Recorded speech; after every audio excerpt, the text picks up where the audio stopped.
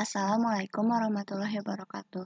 Halo semuanya, ketemu lagi di channel YouTube aku dengan pembahasan materi-materi kuliah.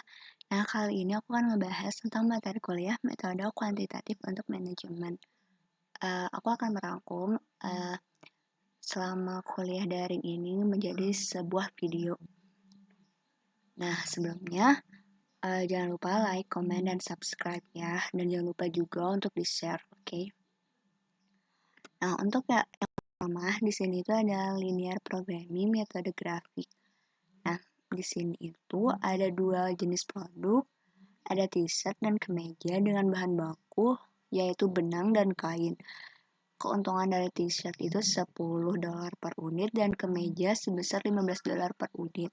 Untuk membuatnya, kebutuhan bahan bakunya itu dibutuhkan untuk t-shirt 2 benang dan 3 kain, kemeja itu 4 benang dan 2 kain.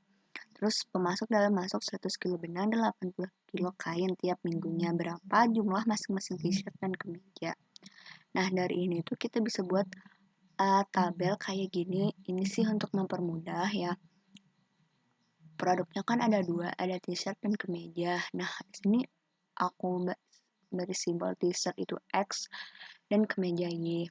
Dan untuk membuat t-shirt itu membutuhkan bahan baku benang dan kain sebanyak 2 benang dan 3 kain. Dan untuk kemeja itu 4 benang dan 2 kain. Dan untuk ketersediaan bahan bakunya itu bisa dari sini. Berarti untuk benang itu tersedianya 100 dan kain itu 80. Sehingga ini tuh bisa disimpulkan kalau ini tuh maksimisasi. Terus kita bisa buat fungsi tujuannya itu adalah maksimisasi. Dan keuntungannya itu 10X ditambah 15Y. X itu t-shirt dan Y itu kemeja. Nah, bisa dilihat dari ini ya yang bertanda biru. Terus untuk kendalanya itu karena benang ketersediaan bahan bakunya ada 100 kilo, berarti kita kan nggak boleh lebih dari 100 kilo. Ini kan tandanya itu kurang dari sama dengan. Berarti kita buat 2X plus 4Y kurang dari sama dengan 100 dan untuk kain itu 3X plus 2Y kurang dari sama dengan 80. Dan untuk syaratnya X maupun Y itu harus lebih dari sama dengan 0. Dan di sini itu aku mau aku akan lebih ngejelasin tentang penggunaan program tentang penggunaan QM method for window. Oke, kita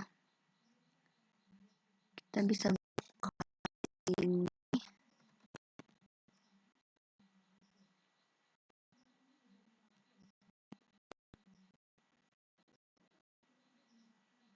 Nah, ini aku buka aplikasinya. Sebenarnya aplikasinya sih nggak harus tampilannya kayak gini. Ada sih beda-beda, tapi untuk penggunaannya pun masih sama. Nah, jadi itu tampilannya kayak gini ya. Kalau digedein itu kayak gini. Nah, aku di sini kecilin biar kita bisa sambil ngeliat soalnya. Nah, pertama itu klik modul, terus linear programming.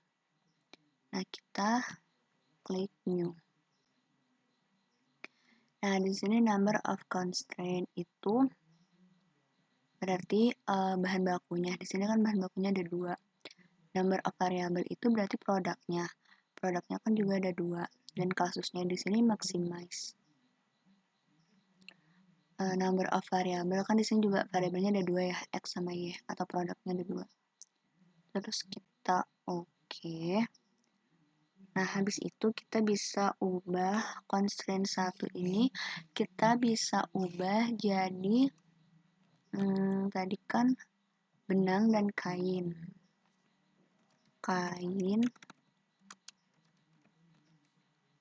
Benang dulu deh. Benang dan kain. Dan produknya itu ada t-shirt dan kemeja. Untuk maximize-nya kita lihat di fungsi tujuan. Nah, di sini berarti 10 untuk t-shirt dan 15 untuk kemeja. Nah, maaf.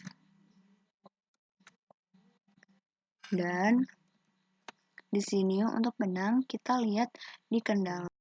Di sini 2x dan 4y kurang dari sama dengan 100.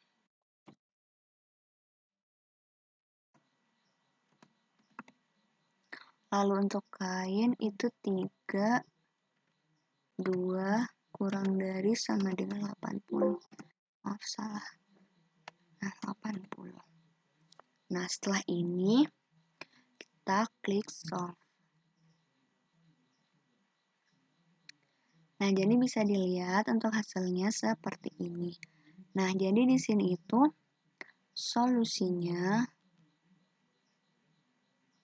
Nah, jadi di sini itu solusinya untuk mencapai keuntungan maksimum, yaitu keuntungannya sebesar 412,5, itu harus memproduksi t-shirt sebanyak 15 unit dan kemeja sebanyak 17,5 unit. Atau kalau kita bulatin ini jadi 18 unit. Jadi untuk cara membaca tabelnya itu seperti itu. Nah, di sini kita juga bisa lihat untuk grafiknya itu seperti ini. Di sini juga kita bisa lihat langsung gambar grafiknya.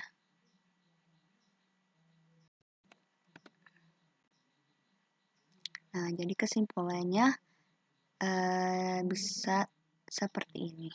Keuntungan terbesarnya itu 412,5 yang artinya untuk memenuhi seluruh kendala produksi t-shirt sebanyak 15 unit dan kemeja sebanyak 17,5 unit. Oh iya, untuk gambarnya ini yang bertanda biru ini merupakan daerah visible.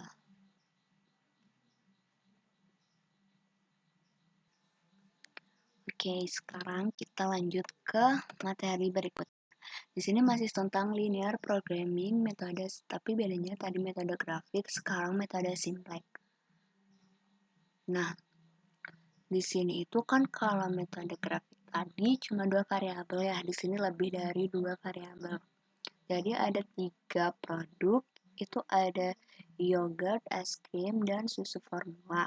Dengan bahan bakunya itu susu segar, bubuk coklat, dan gula dengan ketersediaannya sekian, dan keuntungan harga per unit masing-masing untuk produk yogurt itu 1.800, es krim 2.500, dan susu formula 3.000.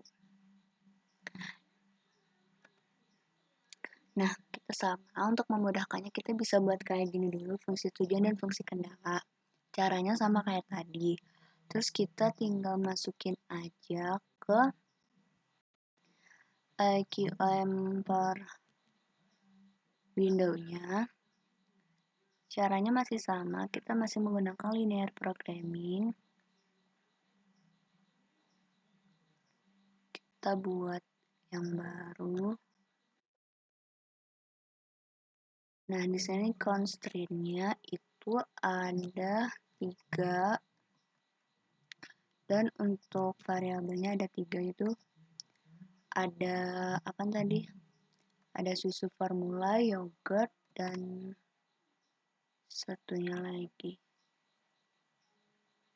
Dan es krim. Ini kok nggak muncul ya? Ini 3. Oke. Nah, untuk X1-nya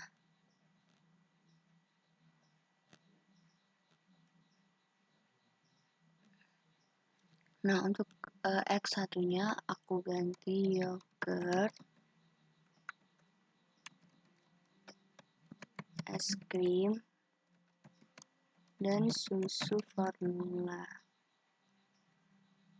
Dan konstan 1 susu segar, bubuk coklat, dan gula. Maximize-nya di sini kita bisa lihat yogurt itu 1800, es krimnya 2500, susu formula 3000. Terus untuk bahan bakunya dalam membuat yogurt itu dibutuhkan susu segar 2, bubuk coklat 3, 1, 1, 2, 3, 4, 1, 1. Dan untuk ketersediaannya 40, 20, 25. Jadi kita tinggal ngikutin tabel ini aja. Terus kita tinggal klik. Nah, jadi dari sini kita bisa menyimpulkan bahwa kombinasi produk yang dihasilkan oleh perusahaan untuk mencapai solusi optimal yaitu dengan tidak memproduksi yogurt, karena di sini hasilnya 0, es krim sebanyak 5,45 unit, atau bisa kita bisa bulatkan menjadi 5 unit, terus susu formula sebanyak 8,64 atau kita bulatkan jadi 9 unit, sehingga total keuntungan diperoleh sebesar 39.545.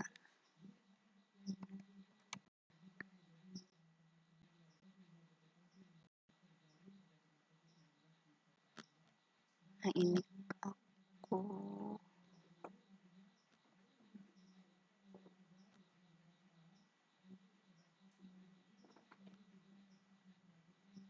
Nah, ini 39.545.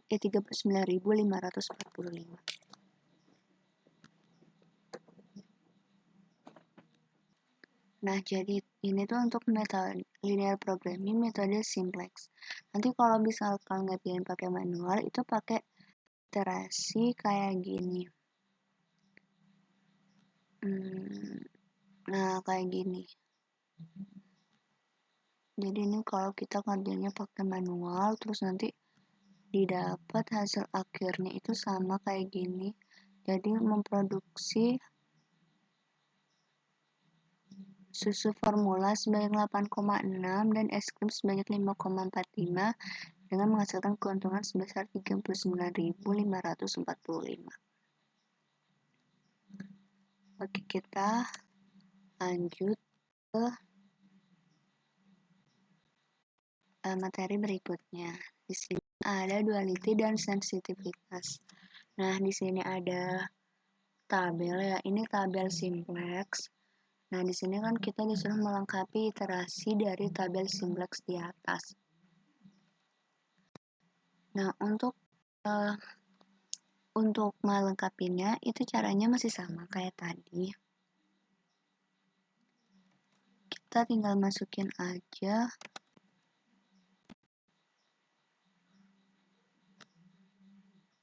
Nah, jadi kita buat linear programming. Nah,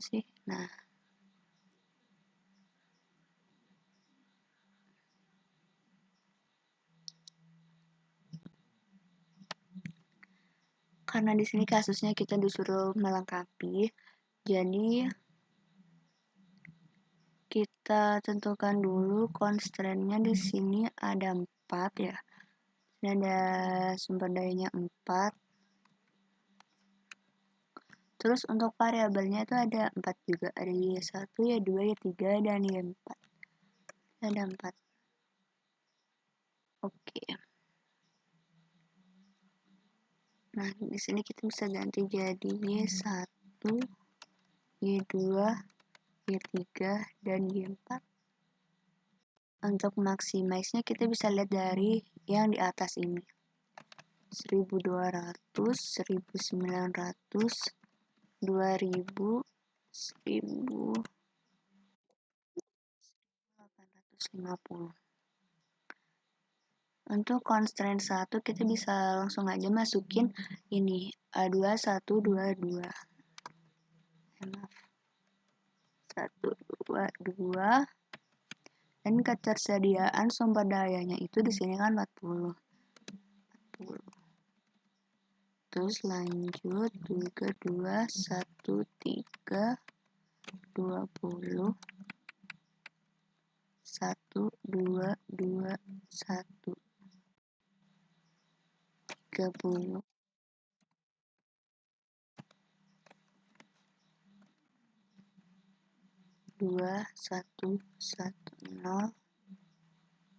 80. Kita klik solve. Nah, untuk melengkapi iterasi dari tabel simplex itu, kita bisa lihat di sini itu kita bisa lihat dari iterasinya. Nah, untuk tadi kan itu baru iterasi 1 kan. Nah, tadi kayak gini kan, iterasi 1, terus kita bisa ngelanjutin dengan iterasi 2 sampai iterasi 3.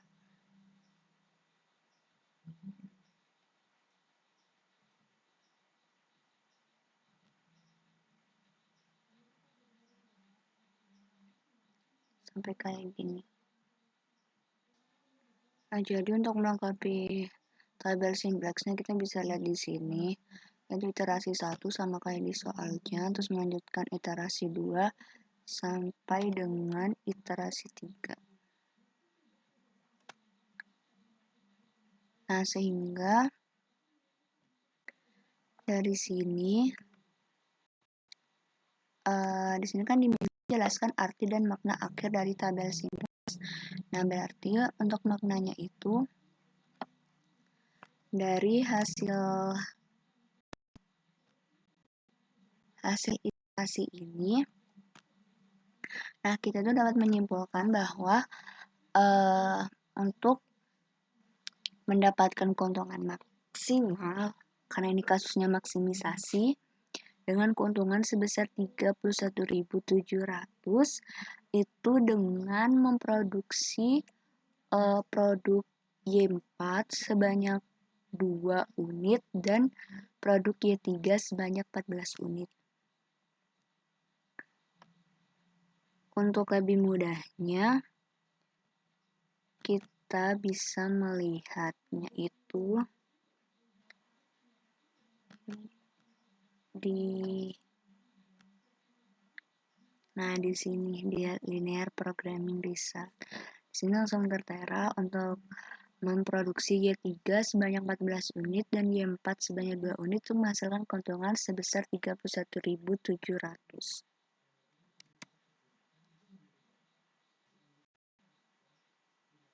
Nah, jadi di sini kesimpulannya bisa ditulis seperti ini. Terus untuk selanjutnya di sini diminta susunlah model dual dari model tersebut. Nah, untuk mendapatkan tampilan seperti ini itu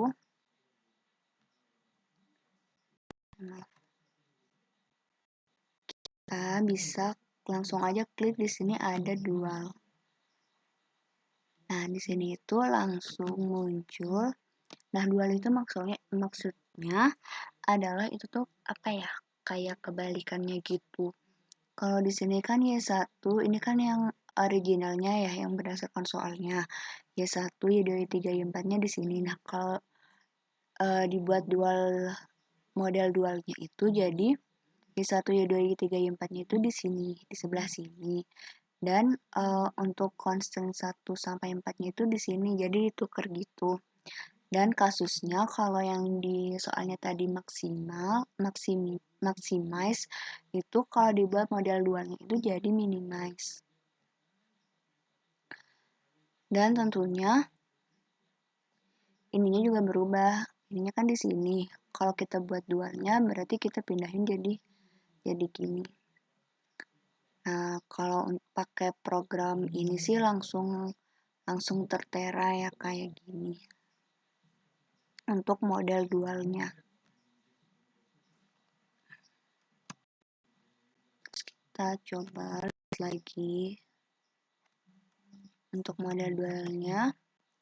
Dan di sini itu selanjutnya diminta tentukan range besaran perubahan harga untuk produk Y3 pada fungsi tujuan agar solusi optimal dari metode simplex tidak berubah. Jadi di sini kita diminta untuk menentukan range-nya agar solusi optimal itu nggak berubah untuk produk Y3. Nah, di sini itu nanti kalau kembali lagi ke QM window-nya,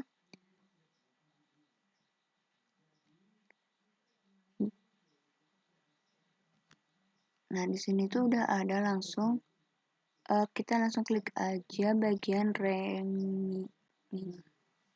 Nah, di sini.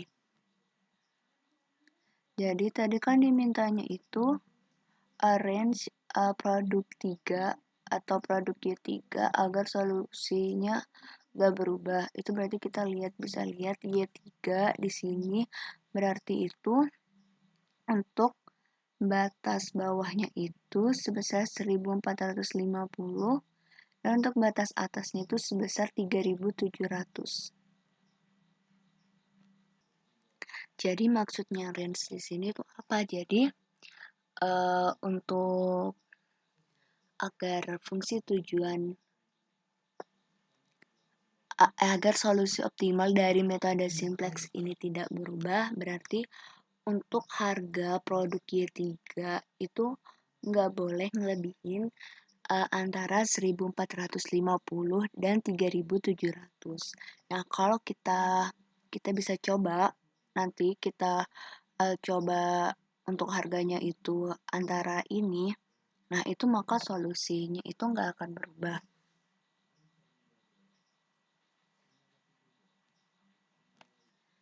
Namun yang mungkin akan berubah itu adalah keuntungannya, tapi untuk solusinya itu nggak akan berubah. Sama halnya untuk yang di sini misalnya ketersediaan sumber daya berubah sebesar D, maka tentukanlah berapa perubahan masing-masing adalah agar solusi feasible tidak berubah. Berarti kalau untuk yang sumber daya itu bisa kita lihat yang tabel di bawahnya ini.